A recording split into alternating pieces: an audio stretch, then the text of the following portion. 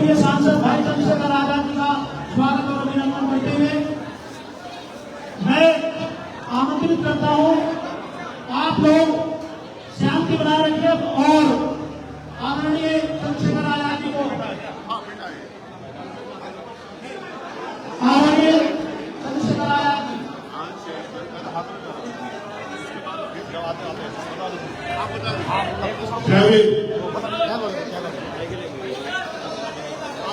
सबसे पहले तो मैं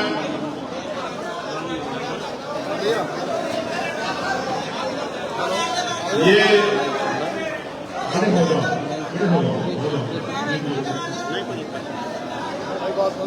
सब कुछ है सहारनपुर में, बस अनुशासन को छोड़ना। और इसीलिए क्योंकि अनुशासन नहीं है, इसीलिए राजनीतिक रूप से ताकतवर नहीं है लोग यहाँ। ये आप सबका काम है, इसके लिए किसी को कहने की जरूरत नहीं है।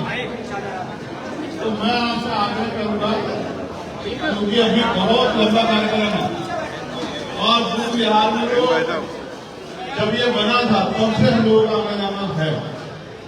यहाँ इस मंच के आसपास उपस्थित और इस कार्यक्रम के आयोजक सभी सम्मानित साथी और जिन महान हस्तियों ने जो आज इस दुनिया में नहीं है, परिनिर्वाण प्राप्त कर गई, जिन महान हस्तियों के संघर्ष है और ये सूची जो लगी हुई जिन्होंने इस बुद्ध विहार को बनाने में बहुत बड़ा योगदान दिया, ज्ञानचंद आजाद जी, श्रद्धेय रघुवीर सिंह घोष जी, मैं उन सबको भी आज इस ऐतिहासिक अवसर पर याद करता हूँ। साथ साथ हमारे भीम आर्मी के पुराने साथियों को जिन्होंने बहुत संघर्ष किया और यहाँ काम करने वाले हमारे कर्मचारी साथियों का भी मैं धन्यवाद करता हूँ। मैं आपके बीच दोबारा आऊंगा जब आपका कार्यक्रम होगा ना, वो तब मैं आपके बीच दोबारा आऊंगा। लेकिन मैंने आपसे कुछ कहा था, अगर आपको याद हो आपके कार्यक्रम में, कि हम नगीना लोकसभा 1.5 लाख से ज्यादा वोटों जीत रहे, कहा था नहीं कहा था? और जीते कि नहीं जीते? आज मैं आपसे इसी बुद्ध विहार में कह रहा हूं कि जब 2027 का चुनाव आएगा तो उत्तर प्रदेश में सरकार आजाद समाज पार्टी के बिना नहीं बनेगी, मेरी बात नहीं। और वो दिन आएगा जिस दिन के लिए आपने एक पैसा जोड़ के अपने आशीर्वाद, सहयोग, संघर्ष से अपने भाई बेटे चंद्रशेखर आपको ताकत दिए, वो दिन आएगा कि आपकी कलम में इतनी ताकत होगी कि लखनऊ में जो सरकार चलेगी वो सहारनपुर के लोगों के हाथ से चलेगी। मेरी बात किया जाए, सहारनपुर वालों को भी कह रहा हूँ, ये मेरा घर है, मैं यहाँ का बेटा नहीं हो सकता है कभी, हमेशा बेटा और भाई होगा। आपसे भी कह रहा हूँ, आप भी अपनी ताकत बनाने के बारे में सोचिए। जिस दिन मेरा घर तैयार हो गया ना ताकत बनाने के लिए, उस दिन मेरी ताकत 1000 गुना बढ़ जाएगी, क्योंकि आदमी अपने घर से नेता होता है। तो सहारनपुर के मेरे परिवार के लोगों मैं आपसे कह रहा हूँ, आप अब मेरे ऊपर भरोसा करो, आजाद समाज पार्टी भरोसा करो। आप भीम आर्मी का आपने भरोसा किया ना, भीम आर्मी ने कभी आपका भरोसा टूटने दिया ना, आजाद समाज पार्टी कभी आपका भरोसा टूटने देगी और ना चंद्रशेखर आजाद कभी आपके सम्मान के साथ कोई खिलवाड़ होने देगा। मैं विश्वास से कहता हूँ कि माननीय काशीराम साहब और बाबा साहब अम्बेडकर का जो अधूरा सपना है वो हम लोग इसी सदी में आप लोगों के सहयोग से पूरा करेंगे कि वंचित वर्ग के लोगों का यही नहीं दिल्ली तक आ जाएगा। अभी भी पार्लियामेंट में रिजर्वेशन की वजह से 131 एमपी हैं एससी के। आपने कुछ को मौका नहीं मिला, कुछ को आपने सुना होगा, कोई कुछ बात करता है, कोई कुछ बात करता है, लेकिन हमारी कोई बात नहीं करता।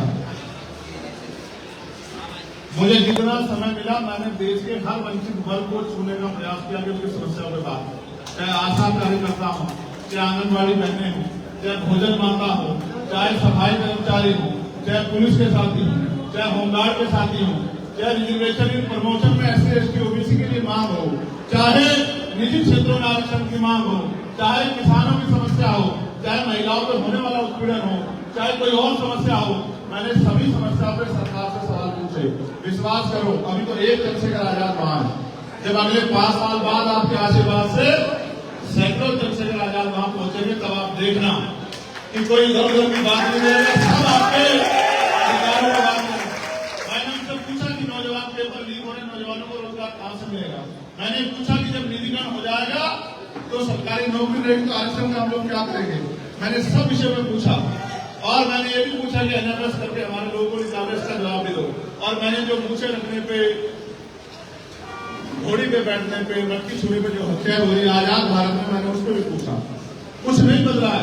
आज भी इस सेवा में हमारे लोग मरते हैं और आज भी हमारे माए गांव में सबसे महिला उठाती है। बदला देश में आज भी जुर्म जाति के शिकार होते हैं। एनसीआरबी का डाटा ये कहता है कि लाखों महिलाओं का रेप हत्या होती है। ये भारत तब तक ऐतिहासिक भारत नहीं बनेगा, प्रबुद्ध भारत नहीं बनेगा, सम्राट अशोक के सपनों का भारत नहीं बनेगा, जब तक संविधान को मानने वाले असल लोग, वंचित वर्ग के वो लोग जो दर्द रखते हैं अपने दिल में, वो कुर्सियों में नहीं आके बैठेंगे। मैं आपसे आग्रह करूंगा कि अब आप अपना आशीर्वाद आजाद समाज पार्टी को दें। आपने पिछले आंदोलन को बहुत ताकत दी। अब मैं आपसे आग्रह करता हूँ मेरे पढ़े लिखे समाज के लोगों, जब आजाद समाज पार्टी नामक पेड़ आपके लिए तैयार हो गया, आपको छांव देने के लिए, फल देने के लिए, आपकी सेवा करने के लिए, फूल देने के लिए, तो आप इधर उधर मत भटको। अब आप आजाद समाज पार्टी की ताकत बढ़ाओ, जिससे जुल्म भी बंद हो, नए अवसर भी पैदा हो। मेरे पढ़े लिखे नौजवान भाई बेरोजगार बोल रहे हैं, अगर आज हम ताकत में होते तो इस सबको रोजगार की व्यवस्था एक दिन में करा के दिखाता हूँ। लेकिन अभी बात आगे बढ़ेगी और लड़ाई आगे बढ़ेगी। और मैं जो साथी हमारे साथ चल रहे हैं उनसे आग्रह करके कहूंगा, अनुशासित होकर अपने कार्यक्रम को पूरा करो। अनुशासित हो। तुम्हें कोई दूसरा कहीं पुलिस का साथी कोई भी इधर हो जाओ तो ये मुझे अच्छा नहीं लगता। तुम वो लोग हो जिनके कंधों पे भीम आर्मी के आंदोलन के जरिए जिनके कंधों पे जिम्मेदारी, तो भीम आर्मी का एक एक सिपाही अपने आप में वो एक वॉलंटियर भी है, वो एक मिशन के सिपाही के साथ साथ समाज का सिपाही भी है, वो देश का सिपाही भी, वो भी सड़क पर दिखना चाहिए। ठीक है। अब मैं आपसे आग्रह करूंगा क्योंकि लंबा सफर है अभी और अंधेरा हो जाएगा, आप फोटो के चक्कर में आज मत पड़ो। असली फोटो जो है, इस फोटो में कुछ नहीं रखा, असली फोटो जो बाबा साहब अम्बेडकर के विचारों की संविधान है, उसको लागू कराने के लिए राष्ट्रीय शक्ति बनाओ। और मैं तो एक ही बात को मानता हूं, जो माननीय काशीराम साहब ने कही कि तमन्ना अगर सच्ची हो तो रास्ते हजार होते हैं, तमन्ना अगर झूठी हो तो बहाने हजार होते हैं। हम पे तमन्ना सच्ची है क्योंकि हम अपने लोगों को दर्द में नहीं देख पा रहे। जब हम गांव में, अभी हमारी कितनी बहनों की जान गई नहीं गई हाथरस में, गई या नहीं गई? तो ये रास्ता बाबा साहब ने दिखाया था कि बाबाओं के पास जाने का। हमारा तो एक ही बाबा है, उनका नाम है बाबा साहब डॉक्टर भीमराव अम्बेडकर। जब हम बाबा साहब भीमराव अम्बेडकर के रास्ते में चलेंगे और हम मरेंगे नहीं कोई जाते हैं। इसलिए आपसे कह रहा हूँ। और इसमें प्रशासन का, पुलिस का भी फेलियर है। मैं गया था सुप्रीम प्रशासन में, गुरु जी 10 पुलिस वाले नहीं थे वहां। मैंने उस दिन कहा था कि कोई बड़ी घटना घट सकती है क्योंकि उसमें कोई नेता नहीं गया, इतना बड़ा कोई वीआईपी नहीं गया, तो पुलिस के लोग और एडमिनिस्ट्रेटिव के लोगों ने परवाह नहीं की। उन्होंने गरीब लोग मरना तो क्या फर्क पड़ता है? अगर कोई नेता होता, पैसे वाला होता तो वहां सारी जांच चौबंद होती। लेकिन गरीब घर के लोग हैं, अपनी बीमारी से ठीक होने के लिए, गरीबी बेबसी से बचने के लिए, घर की पीड़ाओं को दूर करने के लिए चले गए बाबा के पास कि बाबा सुधार करेंगे। बाबा तो अपनी जान नहीं बचा पाएंगे, समझे नहीं समझे? बाबा साहब का संविधान तो जान बचाता है, बाबा का मंत्र नहीं बजाता। अगर बाबा का मंत्र बजाता तो इतने लोगों की जान नहीं जाती।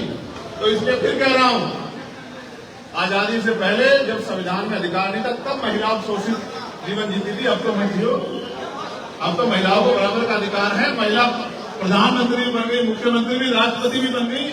अब तो जागो और महिलाओं को नेतृत्व करना चाहिए। इसी बातों के साथ मैं आपका स्वागत अभिनंदन करता हूँ, धन्यवाद देता हूँ।